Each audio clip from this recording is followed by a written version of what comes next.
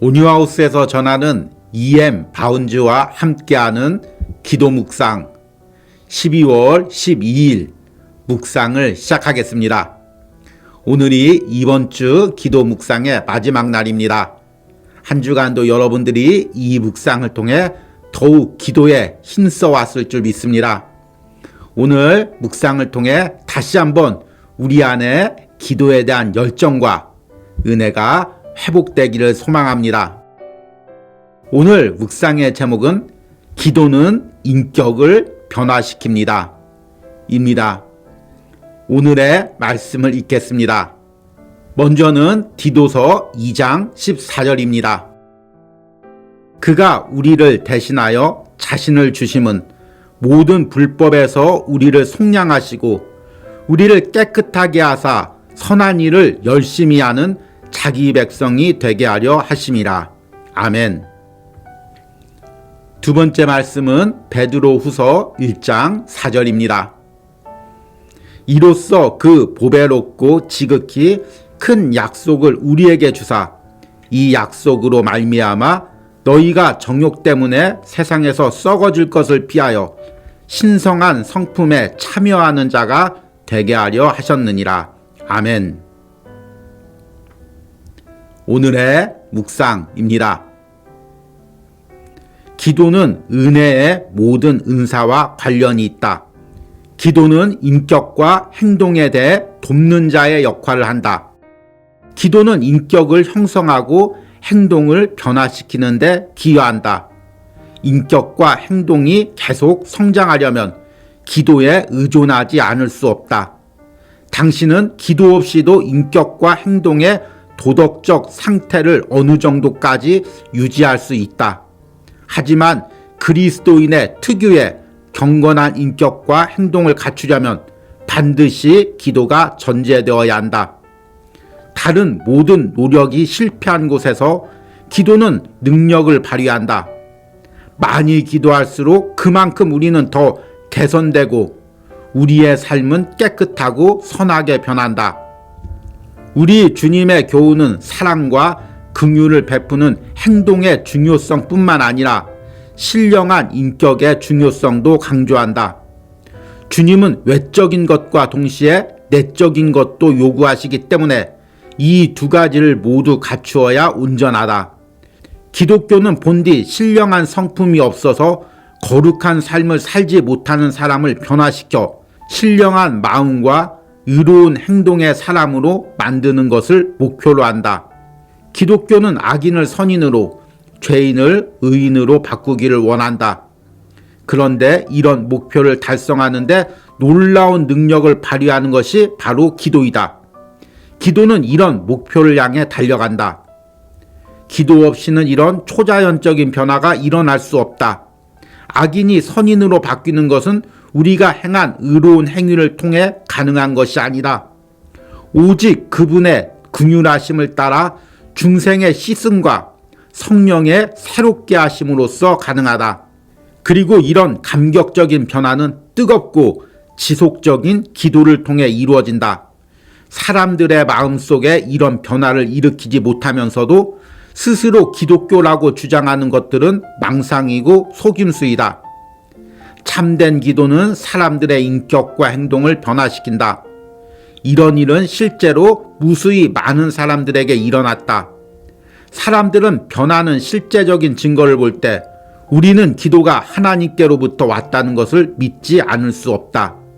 기도가 사람들의 인격과 행동을 변화시키는 일을 하듯이 교회는 악인을 선인으로 만드는 일을 한다. 교회는 이 땅에 있는 하나님의 영적 공장이며 이 공장에서는 의로운 인격을 만들어내고 기른다. 이것이 교회의 1차적인 사명이다. 기도는 깨끗한 마음과 순결한 삶을 창조한다. 다른 것을 만들어내는 것이 아니다. 의롭지 못한 행동은 기도하지 않을 때 생긴다. 의롭지 못한 행동과 기도하지 않는 것은 동전의 양면처럼 뗄 수 없는 관계이다. 그러나 죄를 짓는 것과 기도하는 것은 서로 양립할 수 없다. 둘 중 하나는 사라질 수밖에 없다. 기도는 사람의 마음을 바꾸어 놓기 때문에 기도하는 사람은 악행에 불쾌감을 느끼게 되고 거룩하고 고상한 일에 자꾸 끌리게 된다. 아멘. 오늘의 묵상 해석입니다. 앞에서 언급한 대로 오늘이 이번 주 묵상의 마지막 날입니다. 이번 주는 주로 기도와 관련돼서 우리 안에 있는 갈망에 대해서 묵상했습니다. 갈망이 있어야 뜨겁게 기도할 수가 있고 이런 뜨거운 기도만이 하나님께 응답받을 수 있다고 말씀을 드렸습니다. 더 나아가서 우리의 갈망은 기도하다가 어떤 장애물을 만나도 포기하지 않고 끈기 있게 응답받을 때까지 하나님께 기도를 하게 합니다. 이제 오늘과 다음 묵상에서는 새로운 주제에 대해서 묵상을 하려고 합니다. 그것은 무엇이냐면 바로 인격과 행동의 변화입니다. 기도는 단지 하나님께 무언가를 받아내려고 하는 것이 아닙니다. 기도를 통해서 우리는 하나님의 성품을 닮아가게 합니다. 우리는 이 묵상을 시작하면서 기도란 구원받은 하나님의 백성이 하나님과 친밀해지고 또 하나님이 주신 것을 누리기 위한 수단이라고 말씀을 드렸습니다. 하나님은 우리를 구원하셔서 우리와 동행하길 원하시고 천국을 유업으로 주길 원하시고 이 땅에 살면서도 하나님의 풍성한 은사와 은혜들을 부어주시길 원합니다. 이렇게 하나님과 가까워지고 하나님이 주시는 것을 누리기 위해서는 우리의 죄된 성품이 변화돼서 하나님을 닮아가야 됩니다. 생각해보면 당연한 것입니다. 하나님을 닮지 않은 사람들이 어떻게 하나님과 동행할 수가 있겠습니까? 아직 세상적인 성품을 버리지 않은 사람들이 어떻게 하나님이 주시는 것을 누릴 수가 있겠습니까? 오늘 묵상 전에 읽은 디도서 말씀을 보니까 하나님께서 우리를 자기 백성으로 삼은 이유가 선한 행실에 열심을 내는 자기 백성이 되게 하기 위해서라고 말하고 있습니다. 그리고 베드로 후서에는 내적으로는 신의 성품에 참여하는 자가 되게 하기 위해서라고 말하고 있습니다. 또한 오늘 묵상에서 저자는 교회의 역할이 단지 영혼 구원에만 있는 것이 아니라 그 구원받은 하나님의 백성을 하나님의 성품으로 변화시키는 역할을 한다고 말하고 있습니다. 그리고 그런 역할을 감당하지 못하는 교회는 기독교라고 부르기가 부끄러운 것이라고 말합니다. 기도가 사람들의 인격과 행동을 변화시키는 일을 하듯이 교회는 악인을 선인으로 만드는 일을 한다.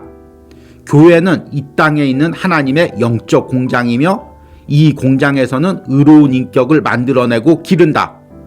이것이 교회의 1차적인 사명이다. 우리는 흔히 교회의 1차적 사명을 복음 전도로 잘못 알고 있습니다. 물론 교회가 복음을 전도하는 것은 아주 중요한 사명입니다. 그런데 그것보다 더 중요한 사명이 있는데 바로 하나님의 백성들이 함께 모여서 하나님께 예배하고 하나님의 성품을 닮아가는 것입니다. 교회 안에서 우리가 예배하고 공동체 생활할 때 우리의 인격과 성품이 변화가 되어야 합니다. 그래야 우리가 드리는 예배를 통해서 하나님께 영광을 돌릴 수가 있고 하나님의 백성으로서 복음 전도의 사명을 감당할 수가 있습니다. 그런데 그 일은 어떻게 가능하냐면 우리가 말씀을 듣고 기도함으로써 가능합니다. 기도하면 인격이 변화될 수밖에 없습니다. 왜냐하면 내가 죄된 행동을 하거나 죄된 마음을 먹고 기도를 하면 내 마음속에서 찔림을 받습니다. 여러분, 내가 형식적인 기도가 아니라 마음을 들여서 하나님께 기도했던 기억들을 떠올려 보십시오. 내가 죄된 행동을 하거나 죄된 마음을 먹고 하나님께 기도할 때 내 마음이 찔려서 견딜 수가 없습니다. 그래서 회개하고 다음부터는 이런 행동을 하지 않겠습니다. 이런 마음을 먹지 않겠습니다. 이렇게 고백할 수밖에 없습니다. 그래서 오늘 저자는 악한 행동과 기도는 양립할 수 없다고 이야기합니다. 의롭지 못한 행동은 기도하지 않을 때 생긴다. 의롭지 못한 행동과 기도하지 않는 것은 동전의 양면처럼 뗄 수 없는 관계이다. 그러나 죄를 짓는 것과 기도하는 것은 서로 양립할 수 없다. 둘 중 하나는 사라질 수밖에 없다. 기도는 사람의 마음을 바꾸어 놓기 때문에 기도하는 사람은 악행에 불쾌감을 느끼게 되고 거룩하게 되고 고상한 일에 자꾸 끌리게 된다. 여러분, 기도하면서 내 마음이 변화되는 것을 느낍니까? 내가 진정으로 하나님께 기도한다면 내가 변화될 수밖에 없습니다. 반대로 내가 변화를 누리지 못하고 있고 세상의 죄에 끌려다니고 있는 것, 죄된 마음에 눌려 있는 것, 이 모든 것은 내가 기도하지 않았기 때문입니다.